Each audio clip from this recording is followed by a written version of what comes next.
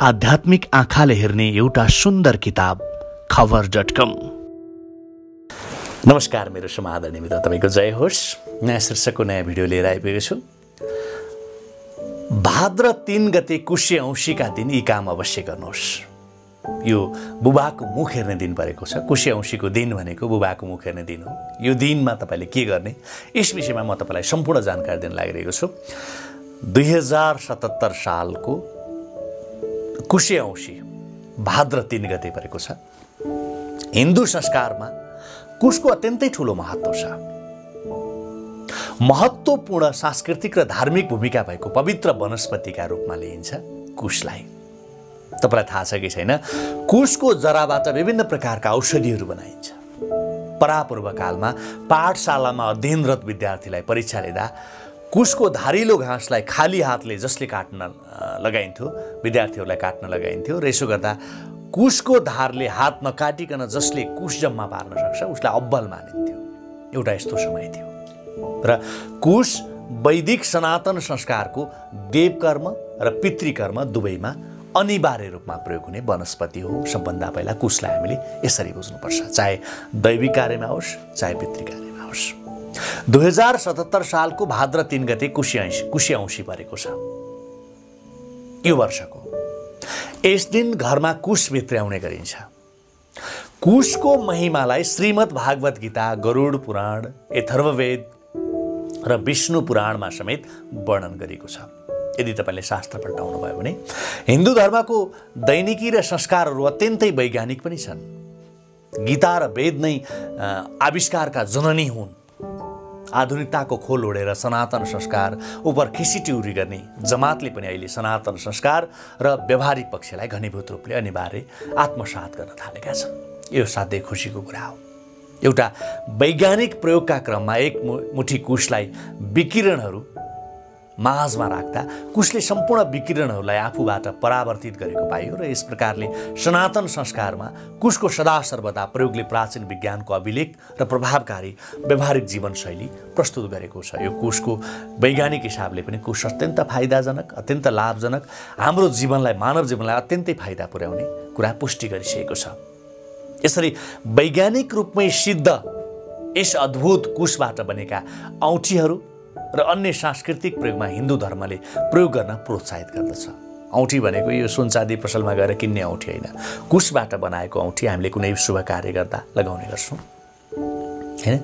यो चाहे दैविक कार्य होस् चाहे पितृ कार्य होस्, यो कार्यहरू गर्दा हामीले प्रयोग गर्ने गर्छौँ। र दाहिने हातको औँलामा कुश भएका अथवा यो दाहिने हातको औँलामा कुशलाई औँठीका रूपमा प्रयोग गर्दा वातावरणमा भएका गलत तरङ्ग र विकिरणलाई निस्तेज गर्ने विश्वास विज्ञान त प्रमाणित सिद्धान्तहरूले पनि स्पष्ट पारिसकेको छ। तसर्थ कुशको महत्त्वलाई बुझेर कुशे औँसीका दिन घरमा कुश अनिवार्य भित्र्याउनुहोस्। मैले यही भन्न खोजेको, घरको मूल ढोकामा कुश अनिवार्य रूपमा लगाउनुहोस्। यसले घरको सुरक्षा गर्छ।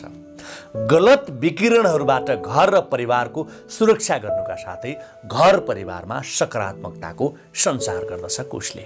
त्यसैले कुशे औँसीको दिनमा, बाबुको मुख हेर्ने दिनमा तपाईले कुश अनिवार्य रूपमा घरमा भित्र्याउनुहोस्। तपाईँ कुश पाइने ठाउँमा गएर ल्याउन सक्नुहुन्न भने पनि तपाईले कुनै पनि शुभ कार्य गर्दा आमन्त्रण गर्ने तपाईका पण्डितहरूबाट पनि तपाईले कुश भित्र्याउन सक्नुहुन्छ। तपाईको आफ्नो पैतृक अथवा तपाईको परम्परा पनि होला, जुन परम्परा अनुसार तपाईले कुश भित्र्याउन सक्नुहुन्छ, तर अनिवार्य रूपमा यस दिनमा तपाईले घरमा कुश भित्र्याउनु होला। यसले असाध्यै राम्रो काम गर्छ। र यसै गरी अब यो कुशे औँसीलाई बुबाको मुख हेर्ने औँसी पनि भनिन्छ। तपाईलाई यो पनि थाहा होला। आमाको मुख हेर्ने दिनमा आमाको सम्झना र सम्मान गरियो। गुरु पूर्णिमामा गुरुको सम्झना र सम्मान गरियो भने यस दिन भनेको कुशे औँसीका दिन पिताको सम्मान, सम्झना अनि विशेष समर्पण गर्ने दिन मानिन्छ। यसो भन्दैमा मैले यो आमाको मुख हेर्ने दिनमा मात्रै आमाको सम्मान र सम्झना गर्नुहोस्, गुरु पूर्णिमामा मात्रै गुरुको सम्झना र सम्मान गर्नुहोस्, अनि कुशे औँसीमा मात्रै बुबा आमा अथवा बुबाको सम्मान र सम्झना गर्नुहोस्, समर्पण गर्नुहोस् बुबाप्रति भन्न खोजेको चाहिँ होइन। हर दिन गर्नु जरुरी छ, तर यस दिनलाई विशेष दिनका रूपमा मनाइन्छ भन्न खोजेको हो। हरेक बिहान बिस्तारै गएर साँझमा रूपान्तरित हुन्छ। उदाएको सूर्य अस्ताउँछ नै। यसरी नै मानव जीवन पनि कहिले छोरा, कहिले बाबु र कहिले बाजेको भूमिका निर्वाह गर्ने चलन वा यो क्रम चलिरहन्छ यो संसारमा। चाहे जुनसुकै धर्म, चाहे जुनसुकै सम्प्रदायको भए पनि बुबाको हात समातेर तोते बोली बोल्दै लर्खरिएका पाइला चाल्न सिकेका हामी सबै छौँ। चाहे त्यो तपाईँ, चाहे म या चाहे जो कोही पनि आफ्नो बाबुको हात समातेर तोते बोली बोल्दै हिँडेका हामी सबै छौँ। त्यो सम्झना गर्दा कति मिठो याद आउँछ नि, होइन? र त्यसरी ताते ताते गरेर हिँड्न सिकाउने, हाम्रो जीवन सजाउन दिनरात अहोरात्र खटेर हामीलाई कर्म दिने अनि सुरक्षा दिने बुबा अर्थात् पिता सायद शब्दले व्याख्या गर्न सकिन्न यो। तिनै बुबाहरूको बुढेसकालको बलियो लाठी बन्नलाई हामी मध्ये धेरैले कडा परिश्रम पनि गरिरहेका छौँ होला। जे होस्, आमा बुबा नै यस जगतका देख्न सकिने भगवान हुन्। यो जगतमा देख्न सकिने ईश्वर हुन् आमा बुबा नै। यस दिनमा यो संसारका सम्पूर्ण पिताहरूलाई सम्झना गर्दै हामी पनि कोटी कोटी प्रणाम गरौँ। सन्तान ठुला होलान्, कमाई गर्लान् र आफूलाई सुखले राख्लान्। आफूले पूरा गर्न नसकेका अपुरा रहर पूरा गरिदेलान् भन्ने अपेक्षा प्रत्येक बुबाले राखेका हुन्छन्, प्रत्येक पिताले राखेका हुन्छन्। सानोमा आफूले थाङ्ना धोएर कोखाई कोखाई गरेर खुवाएर रुँदा फकाएर बरु आफूले नखाएर उसलाई खुवाएर माया गरेर हुर्काएका छोराछोरीले पछि हुर्किएर आफूलाई मिठो पोसिलो खुवाउलान्, सुखसँग राख्लान् भन्ने सबै बुबाको, सबै पिताको आशा हुन्छ। एउटा सामान्य मानव जीवनको आधा हिस्सा राम्रो छोराछोरी बन्ने उत्कृष्ट चाहना र आधा हिस्सा राम्रो आमा बाबु बन्ने अभ्यासमै बित्छ। तसर्थ कर्तव्यको यो जीवन स्वरूपमा बुबा आमाको महत्त्व धेरै हुन्छ। एउटा बच्चाले सफा र फोहोर जान्दैन, लगाएको लुगामै पनि दिशा पिसाब गरिदिन्छ उसले, र ती सबै फोहोरहरूलाई पन्छाउँदै सफा गर्दै आमा बुवाले छोराछोरीलाई सफा र न्यानो राख्छन्। र त्यसरी हुर्केको बच्चाले भविष्यमा ठुलो भएर आफ्ना आमा बुवाको ख्याल राख्छ, माया दिन्छ अनि सम्मान दिन्छ। तर यदि त्यही सन्तानले त्यसो गरेन भने बुबा आमाको मनमा कति चोट पर्छ होला, एकपटक सोच्नुहोस् त। जसले आफूले नखाएर, जसले आफूले राम्रो नलाएर आफ्ना रहरहरूलाई तिलाञ्जली दिएर छोराका लागि, छोरीका लागि, सन्तानका लागि भनेर आफ्ना जीवनका अभिप्साहरूलाई सन्तानमा सारेका बुबाको मन त्यति बेला साँच्चै कति कुणिन्छ होला। हाम्रो संस्कारले हाम्रो जिम्मेवारीलाई एकदमै सहज र सरल तरिकाले व्याख्या गरिदिएको छ। हाम्रो माता पिताप्रतिको जिम्मेवारी हामीले उहाँहरूको, हामी प्रतिको लगाव र प्रेमले झन् प्रगाढ बनाउँछ। कुशे औँसीका दिन पिताको भौतिक उपस्थिति हुने छोराछोरीले उहाँको मुख हेरेर मिठाई, फलफुल, कपडा आदि उपहार दिने र परदेशमा हुने छोराछोरीले फोनबाटै पनि कुरा गर्छन्, सम्मान गर्छन्, उहाँका अपुरा रहरहरू पुरा गरिदिने बाचा पनि गर्छन्। भने भौतिक रूपमा अस्त भइसकेका पितालाई छोराछोरीले तस्विर हेरेर अथवा विभिन्न शक्तिपीठ देवालयमा गएर, खास गरी गोकर्णेश्वर मन्दिर, गोकर्णेश्वर महादेवमा, रसुवाको बोत्रावती, तनहुको देवघाट, विष्णुपादुका, सुनसरीको बरहा क्षेत्र लगायत पवित्र तीर्थस्थलमा पुगेर स्नान गरी पितृहरूको नाममा श्राद्ध गरी तर्पण दिई सिधा दान गरी आध्यात्मिक चिन्तन गर्ने गरिन्छ। कुशे औँसीका दिन सम्झना गरिन्छ। हरेक धर्ममा आफ्नै चलन होला, चलन छ, हरेक धर्ममा आफ्नै प्रचलन छ।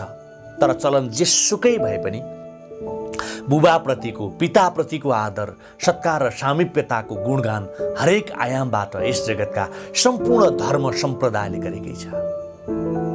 हामी आफ्ना बुबा आमाको भौतिक, जैविक, भावनात्मक अनि सपनाका अंशहरूका सिवाय अरू केही पनि होइनौँ। हामीमा बगेको रगत, अडेको संस्कार र गडेका सपनाहरू हाम्रा माता पिताबाट धेरै नै नजिक हुन्छ। ती सपना र सम्भावनाका प्रदायक जीवन सृष्टिकर्ता चराचर जगतका सम्पूर्ण आदर्श बुबाहरूलाई, ती आदर्श पिताहरूलाई धेरै धेरै श्रद्धा छ, धेरै धेरै सम्झना छ। बढ्दो आधुनिकतासँगै बुबा आमाहरूलाई वृद्धाश्रममा राख्ने, समय र स्रोतका अभावमा हेला गर्ने अनि झर्को फर्को मान्ने चलनहरू बढेर गइरहेको छ। यदाकदा यस्तो पनि देख्ने गरिन्छ, धेरै सन्तानले आफ्ना बुबालाई, आफ्ना पितालाई यस्तो व्यवहार गर्ने गरेको पनि देखिन्छ। तर बुबालाई हेला गर्ने, पितालाई हेला गर्ने र चित्त दुखाउने कर्म यो संसारलाई कुनै पनि हालतमा मान्ने छैन, कुनै पनि हालतमा। त्यसैले सोचौँ, यदि तपाईँ सन्तान हो भने, यदि त्यही पिताको सन्तान हुँ भन्ने लाग्छ भने तपाईँले कुनै पनि हालतमा आफ्ना पितालाई दुःख दिनु हुँदैन। हामी पनि एक दिन बुबा बन्छौँ, हामी पनि एक दिन आमा बन्छौँ। तसर्थ हामीले जे गर्छौँ त्यही नै हामीले हाम्रा भावी सन्ततिबाट पनि प्राप्त गर्छौँ। तसर्थ अबको नयाँ पुस्ताहरूमा पनि पितृमोहको भावना अझै प्रगाढ पार्नका लागि आजको पुस्ताले पितृप्रतिको दायित्व पुरा गर्नैपर्छ। तपाईँले आफ्नो बुबाप्रति जे गर्नुहुन्छ तपाईँको सन्तानले पनि तपाईँलाई त्यही गर्ने हो भोलि, यो कुरा बुझ्नुपर्छ। पिताको बुबाको माया गर्न धर्मले पक्कै बाँधेको छैन, समयले छेकेको छैन, अनि भूगोलले स्नेह र सम्झनालाई कैद गर्न सक्दैन। हिउँको कठाङ्ग्रिदो चिसो ठन्डीमा भए पनि तपाईँ, हावाहुरीको बतासमा खेल्दै गरेको भए पनि तपाईँ, मरुभूमिको प्रचण्ड गर्मीमा दुःख गरिरहेको भए पनि तपाईँ, समुद्रको तटमा जहाँ जहाँ तपाईँ हुनुहुन्छ आफ्नै सङ्घर्षमा हुनुहुन्छ थाहा छ। सपनाहरू फुलाउने अभिप्सा बोकेर तपाईँ हिँडिरहनु भएको छ, त्यो पनि थाहा छ। तपाईँ जहाँ भए पनि आफ्नो जन्म दिने बाबुलाई, जन्म दिने पितालाई सम्झेर खुसी साथ स्मरण गरौँ, उहाँले देखाएको मार्गलाई अनुसरण गरौँ। जीवित हुनुहुन्छ भने उहाँको भरपूर सम्मानमा कुनै पनि कुराको कमी नराखौँ। मेरो समाधान मित्र, कुशे औँसीको दिनमा तपाईँले यो काम गर्नै पर्छ, प्रत्येक दिन गर्नुहोस्। सक्नुहुन्न भने पनि कमसेकम यो दिनमा एउटा प्रण गर्नुहोस्, बुबालाई दुःख नदिने, बुबाको सम्झना र सम्मान गर्नुहोस् र आफूले आफ्नो पितालाई सम्मान र माया गरेको कुरा तपाईँको नयाँ पुस्तालाई पनि जानकारी दिनुहोस्। एकपटक आफ्नो बाल्यकाल तपाईँ सम्झिनुहोस् त, कति प्यारो थियो, कस्तो आनन्द आउँछ ती दिनहरू सम्झँदा। किनकि बोझ बोक्ने, आज तपाईँले बोकिरहेको बोझ तपाईँको पिताले बोकिरहनु भएको थियो त्यति बेला, त्यही बोझ तपाईँको बुबाले उठाइरहनु भएको थियो त्यति बेला। सामाजिकरण, सभ्यता र संस्कारको यो चक्रमा मान्छे कहिले अभिभावक हुन्छ। असल छोराछोरी र असल बाबुआमा बन्न सकौँ, सबैलाई शुभकामना। कुशे औँसीको अवसर पारेर तपाईँलाई म यही अनुरोध गर्छु कि प्रत्येक व्यक्तिले आफ्ना पिताको सम्मानमा कुनै पनि कसुर बाँकी नराखौँ। सर्वे भवन्तु सुखिनः। आध्यात्मिक आँखाले हेर्ने एउटा सुन्दर किताब खबर.com।